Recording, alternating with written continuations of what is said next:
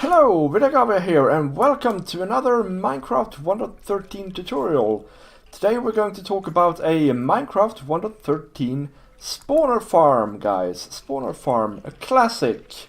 So what we're going to do today is we're going to go through some of the basics of spawners, and then we're going to look at some 1.13 specifics regarding spawners, because they have had a bit of a change, or well, the farms around them has had a bit of a change. First of all, let's look at some basics when it comes to Minecraft spawners. This has been the same for ages and ages, so this is nothing new from Minecraft 1.13, but still. So, a spawner will spawn mobs up to 3 blocks away from the center of the spawner, which is here, somewhere there. On the 4th block, so mobs can spawn up to here, so they can spawn on the half of the block as well, so you need to keep this free as well. So the total inside area of the spawner will be 9 by 9. Yeah, next up, the spawner can spawn mobs 1 block above and 1 block below itself as well. You can see there's a spawner in there, so the red here symbolizes where the mobs can spawn. Now, if you spawn anything other than spiders, you have to be aware that, of course, the mob can spawn here, so you need to keep the space above free as well. Point of fact, they can spawn as well, like on half of the block up here, so you need to keep 2 blocks up free.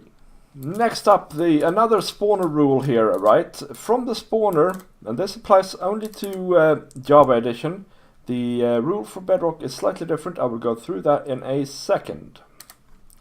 Now, in Java Edition, when the spawner is primed, so it wants to spawn, it's going to try and spawn, it first checks that there aren't too many mobs in this orange box here. And this orange box is This orange box here is 9 by 9 by 9. And there cannot be more than 6 mobs in this box for it to spawn. What happens if there are 6 mobs, you ask? Well, their spawner will basically reset and stop spawning for a while and then try again in a little bit.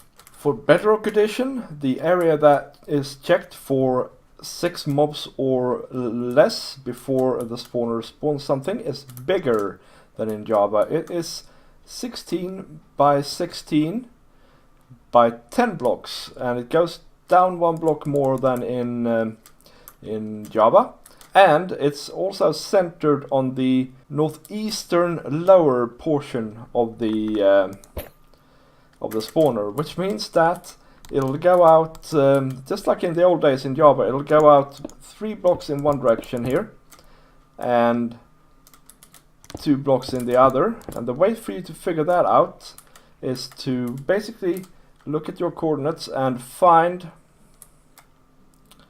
north and east, and then go 1 block lower than the spawner, and then go from the let's see if we can get in here and see. So the spawner is there, yeah? So you start on this block and you go out 8 blocks that way, and you go out 8 blocks that way, and then you go past the spawner and includes that as 1, and you go 8 out that way, and the same there. Include the spawner and 8 out that way. I don't know actually if you can see coordinates on all versions of Bedrock, but if you can't, you're gonna have to just trial and error it out. But anyway, so for all of these farms that we're gonna go through, you're gonna have to move away a little bit further than I have done in my designs here. Next up, we have the range in which the player will have to be able to activate the spawner. As you can see, the poor pig over here is now spinning around in circles. If we go out to this block here, it will stop. That means the spawner is deactive. So that's a good way for you to check how far away you can be. But in general, it says on the wiki that it's 16 blocks, but actually go for 15, because while you can stand sort of on this block and the spawner is active, if you go back just a little bit, it stops, and you're still, I would say you're still right in the middle of this block. So you can measure this out. Of course, I've done a little circle around here. The green dots are, or the green glass is where you can stand. And this is a sphere, so you can also stand below the spawner up to here. But if you go down another block, you can see that it deactivates. And incidentally, this is 16 blocks away. And so 15 blocks is what it does. And it's the same here. It's the same amount of blocks here. So from this we can deduce a couple of things, guys. Let's go into this little spawner box here. First of all, we need to make a 9x9 area for the mobs to spawn in. We need to have blocks on top here so that they don't spawn on top of the spawner. And the red markings here, that's where they will actually spawn, right? But then we want them to fall down so that they are outside of the range of this orange box, because that orange box, if they are within that, they will prevent further spawns. And yeah, as you can see, we can stand around here, and this spawn floor will actually fill up with mobs in the end, because these mobs are completely and totally not affecting the spawner. So, with that in mind, guys, we want to look at, first of all, a very, very, very simple spawner, okay? This is something you can build when you've just basically started the game, when you find your first spawner, and it's a good way to get a bit of XP, and also, of course, loot. Now, this is spiders here. Let's change that to skeletons, maybe. Because this type doesn't work terribly well with skeletons, although as you can see it does somewhat work.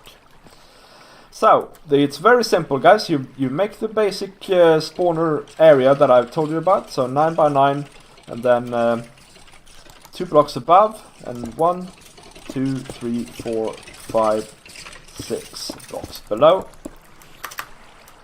And this is the first change really in for Minecraft 1.13 spawners, okay?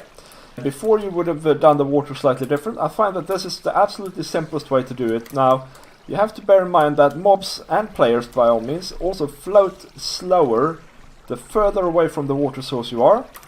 So for that reason, I've kept the water here at 5, or the floor at 5 blocks, gone down 1 level and gone 5 more blocks out. And then we have a little chute here,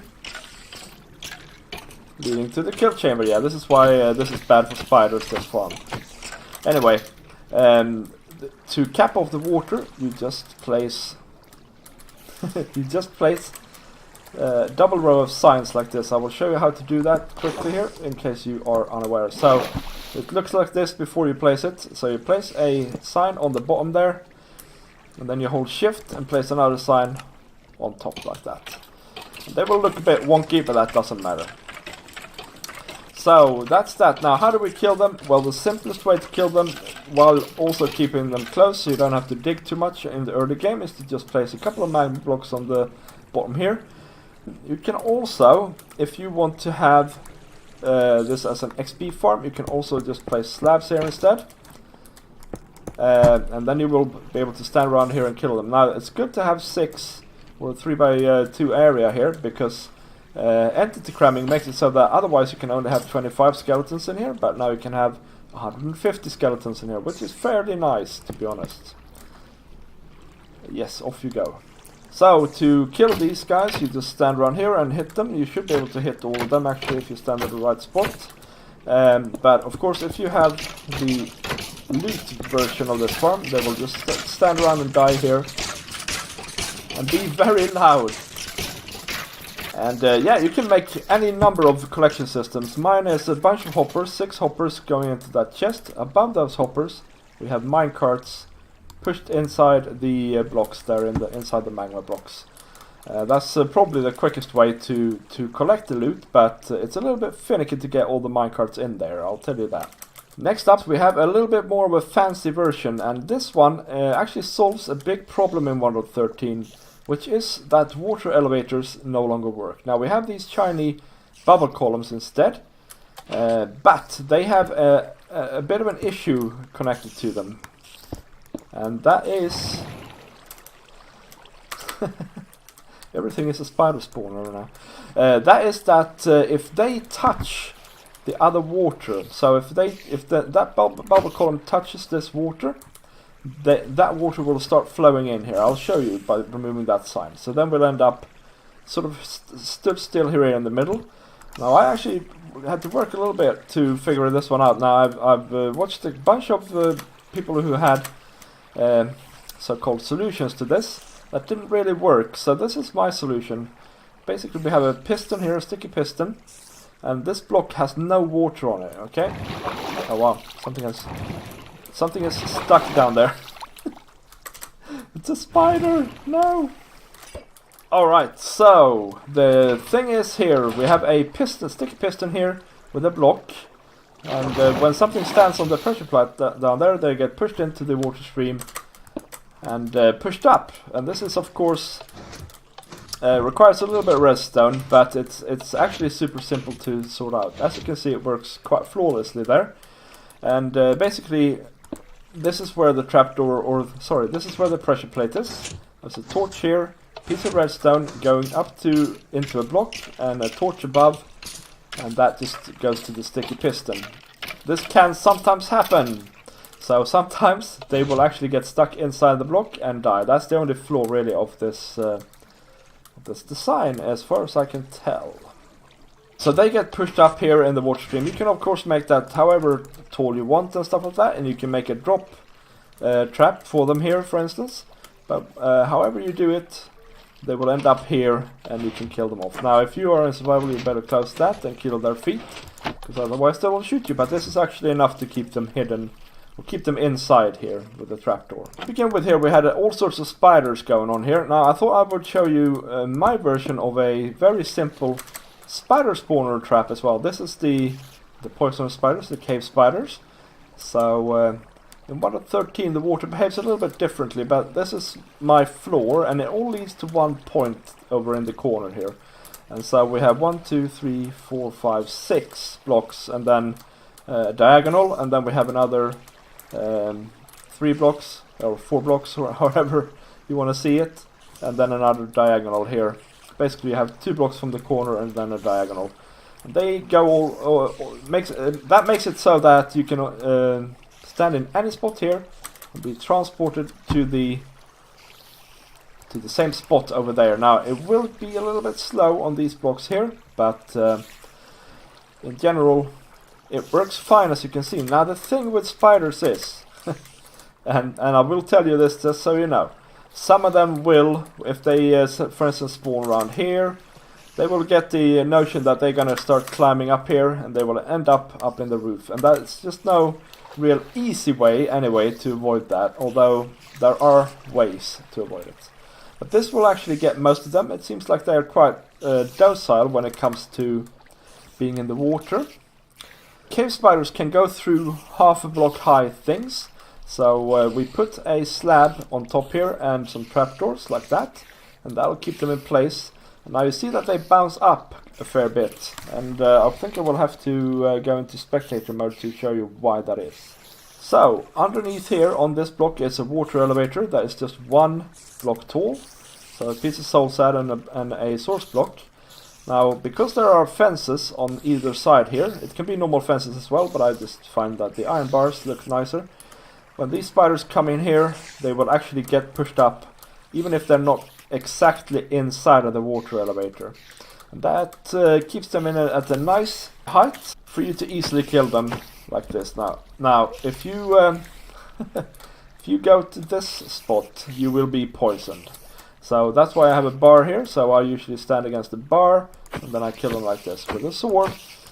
And if you have sweeping edge and bane of arthropods on your sword, it'll be super quick to kill them. And this is a pretty good way of getting some early game experience. And string. If you just place a hopper under here, you will catch a lot of it. However, because we have fences and stuff like that around there, you will also find that on that block and that block, there will be more things going on. So, I hope you liked that Minecraft 1.13 spawner farm. It's easy to overthink these things. I think we should keep it as simple as we possibly can, because let's face it, mob spawner farms are for the beginning of the game really. For before you have built your own mob farm and things like that. Because mob farms in general, if you build them right, are much more efficient at getting loot. So, a simple 1.13 spawner farm is all that you really need, and now you know some more about spawners and how to build farms for them easily. Thank you very much for watching, and I will see you in the next one. Bye!